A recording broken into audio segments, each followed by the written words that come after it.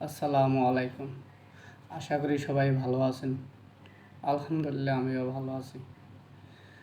গাড়িতে উঠলাম, গাড়ি আসতে আসতে রাস্তায় অনেক জ্যাম। জ্যাম পেরিয়ে আস্তে আস্তে আমরা এখন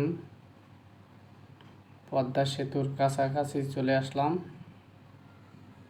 তাই পদ্মা সেতুর যে টোল দেওয়া হয় টোলের কাছাকাছি।